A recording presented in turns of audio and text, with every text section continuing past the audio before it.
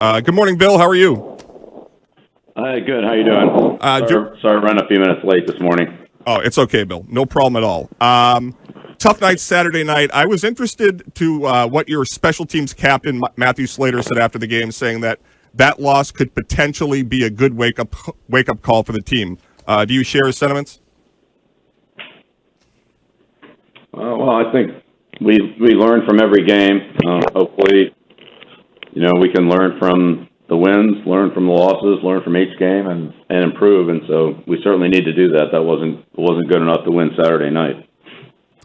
Bill, Mac said that you guys kind of had a bad week of practice, and you've always talked about the importance of practice. What was some of the things that maybe you saw in practice that might have led into the game on Saturday night? Just execution, concentration, things that we just didn't do well enough. It wasn't one thing or one person or whatever, just general level of execution and practice. Bill, now that you had yesterday to look over film as you prepare for the Bills game, is there anything from that game that you can take as maybe a learning lesson for the team going through practices this week? Take from what game? From the game on Saturday night after watching film yesterday? Yeah, well, there's obviously a lot of things that we need to do better. We need to be more consistent at, and we'll work to do those. We'll work on them in practice and go over them, with the team and make sure we all understand what we need to do, and then hopefully go out there and do it better. Bill, when you think of this game, and I know it's obviously you try to learn from it and then you ultimately move on, I think the biggest thing, at least that I would take away from it as a player, is knowing that, hey, the importance of the loss now prepares us for a very good game coming up against the Buffalo Bills team. And now, like you said, it's all about the focus and not making some of those same mistakes.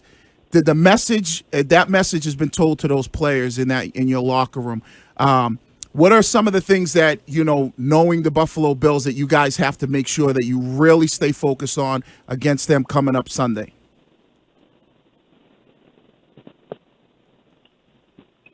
Well, it's the usual things. I don't think it's anything we haven't talked about all year. It's not turning the ball over. It's not giving up big plays on defense. It's ball handling and field position in the kicking game. It's going forward on offense. We had a negative play in every drive offensively except for one. So, I don't think it's anything we don't talk about every week. We just didn't do a very good job of it. So, hopefully we can, like I said, improve on that and fix those things. Bill, you gave a lot of praise to Josh Allen after the wild weather game a few weeks ago. Weather looks clear for Sunday at the moment. When you look at him in that type of setting, what type of challenges will he present to your defense? Yeah, you could see in the Tampa game and how many quarterback runs they called and, how involved he was in the game plan. He can make throws on time and in the pocket. He can extend plays with his legs, and he can extend plays with his legs and run and extend them and throw. They use him in the running game, in the quarterback running game, so they already have a built-in wildcat package just with him as the quarterback. So he can attack in a lot of different ways, and he's very difficult to defend. Hard guy to tackle, even if you have it played right or sort of have him contained on the, in a scramble or on a quarterback running situation. Still getting him on the ground is, that's a problem too. So, yeah, he's a tough guy to handle. We're joined by Bill Belichick on the Harbor One hotline. And I saw this over the weekend, Bill. I found it amazing. Mike Reese noted in his story at ESPN.com that this Sunday marks your 800th game as a coach in the NFL, spanning 47 years. Obviously, you were just in Indy. You started your career with the Baltimore Colts, Ted Marchibroda. What were your goals then? Have they evolved over time? And are you as stunned as I am to read that you've been a part of that many NFL games?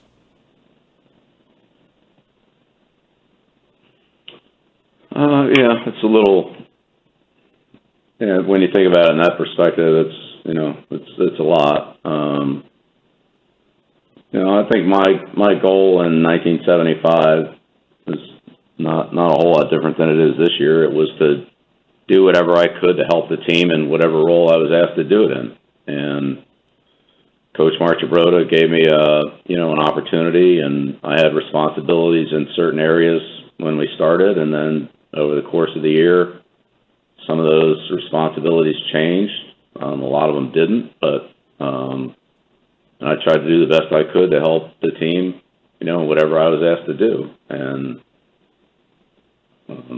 however many years later, I have certain responsibilities, and I try to do the best that I can for the team in those areas.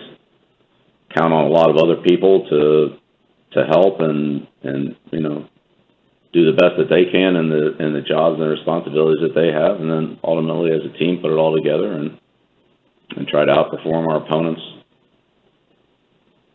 on game day. So the roles have changed, but my philosophy hasn't changed. Bill, when you look at every game has its kind of own little, nuances as the game goes about. What are some of the things like in the game against the Colts, like game plan wise, changes when you get down 14 points, or when you look at that game? How does your game plan change as a coach when you kind of dig yourself a little bit of a hole?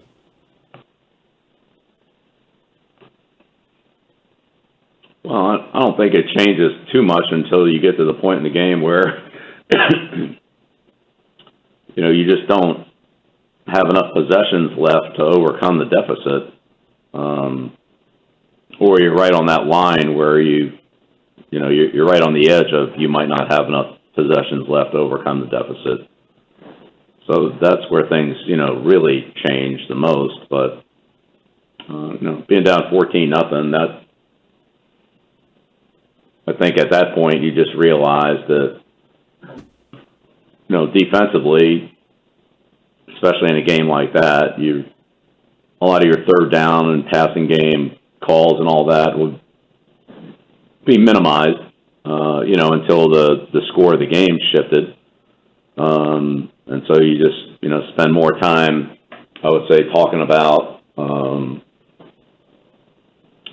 early down plays or, ball possession plays and that type of thing. And so that's really what we did. And, we knew we were going to have to face more of those kind of plays, more runs, more, possession type passes, and kind of, gear. I mean, we were going to have to face those anyway. It's just the volume was going to increase, versus, a situation where the score had been reversed, like it was in Cleveland, and it became more of a, passing game, and so I don't think there was.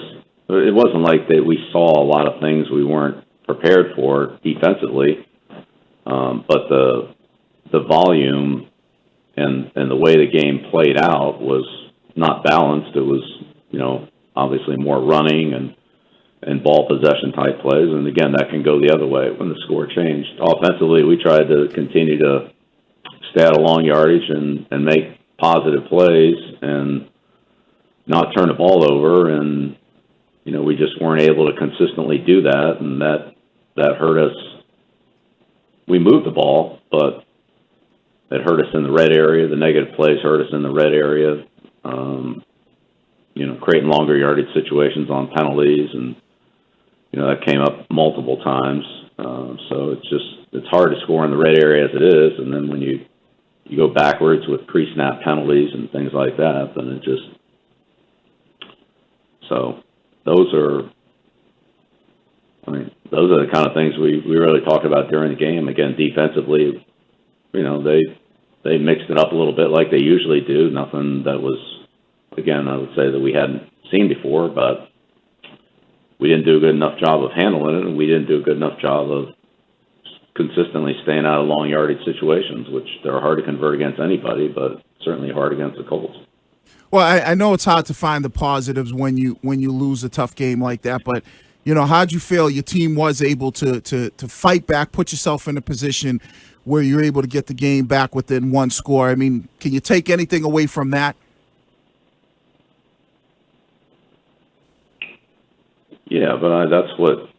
Sure. I mean, I give our team credit for that, of course, but it's not good enough, and I don't think anybody's satisfied with that, and that's what I would hope we would do anyway, regardless of what the score was. So, and we just have to collectively coach better, play better. It starts with me, our coaching staff, and each player and each unit, and it wasn't really good enough by anyone on any level. So collectively, we have to find a way to do a better job. It's time for your ShipStation Get Ship Done question of the week. Make this holiday season a little brighter with code COCO for a free 60-day trial on ShipStation.com. Bill, with the COVID cases rising across, every league and across the country as a whole, we talked to Devin McCourty on Friday about it, and he said, as a team, we have to put the team first. We have to maybe change things that we were doing in the past. How proud are you of this group and how they've been able to handle the stress, the added stress that COVID has presented to them once again?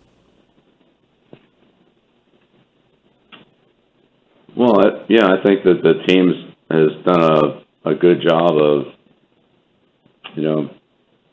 making good decisions and trying to stay healthy, in that challenge that we're all facing. But it's really, it's a problem that's not going away, and so whatever we did last month or last week or yesterday, can all get washed away pretty quickly. And again, with some of the, the league protocols and so forth, things they've done, I mean, that's really changed dramatically since Thursday to Friday to Saturday, and now here we are Monday, and we don't really know whether at this point, this is all supposed to end after today, but exactly what it's going to go to, I don't think we know, or it may get extended. Testing rules have been changed and so forth. And then, of course, all of us are around other people outside the building, families and kids and, whatever the family dynamics are, the household dynamics are. And then those people are all out in the world in their lives, and then it all comes together at some point. So there's a lot of potential for, interaction and transmission. And so, we all have to just be as diligent, as we can. And it's, it's challenging, but it's the same for all the other 31 teams. And so we're trying to do the best that we can, but it's a very much of an ongoing situation. We can't, look back at what did or didn't happen in October or November. We've got to deal with today, tomorrow, and each day, and that's really the responsibility for all of us, and that's very challenging. But again, all teams are dealing with it, so it's just one of the things that's a dynamic of this season that we all have to work through. Bill, last one for me. In the game, you see there's this whole new analytics thing. You see Frank Reich going for it on 4th and 1. Seems like almost every time. And you guys had a situation where you had it at, I believe it was maybe 3rd and goal from the 1 or the 2 yard line. You get the false start, and you ultimately have to go back a little bit, and you decide to kick a field goal. Can you take us into your thought process a little bit? What makes you go, okay, we're going to kick a field goal in this situation rather than try to go for it and try to ultimately score a touchdown? Well, I think it's all those things. the score, the situation in the game, what the distance is, how good you feel about what you would be doing, how sure you are about what you're going to get from your opponent, and so we didn't convert on a 4th and 1. So it really, each situation's a little bit different. It really depends on, again, score, time, field position, play. I mean, the 3 that the Colts converted that, were all quarterback sneaks. They were all, 4th and less than 1. And we were close on the first one and not as close, but sort of close on the third one. The second one, he gained a couple of yards. So, we just have to defend that situation better. But it's, going for it on 4th and a few inches or 4th and a foot is a little different than 4th and 2. And but again, not saying you can't make any of them or not make any of them. It's just, again, how you feel about all the things that are related to that. Each situation is different. I try to make the best decision that I can for the team. That's really what I'll continue to do. But there's a lot of factors that get considered until it's a point where you just you have no choice. It's a 4-down situation, period. So then that declares itself. But the other ones, there's some degree of looking at your options, trying to take the best one. All right, Bill, thanks for your time. You mentioned 4th and 2. Is there any doubt in your mind that Falk was at the 30-yard line and he gained the 2 yards in 2009? In 2009. The last loss to the Colts came in the 2009 where you went for it on 4th and 2 from your 28 against Peyton Manning. And the big play that everybody always talks about is your 4th and 2. He was pushed back after making the line to gain, in my opinion. But yeah, I know it's a close call, but again, it doesn't really matter what you think or what I think. The officials have the call, and we live with it. There were a lot of plays in that game that could have, had they been coached or played differently, better, could have helped us. But that one didn't work out. Unfortunately, no. All right, Bill. Well, I hope you and your family have a Merry Christmas. Thank you for your time this morning. Merry Christmas. All right. Okay, thank you. Same to you and all the listeners. Talk to you next week.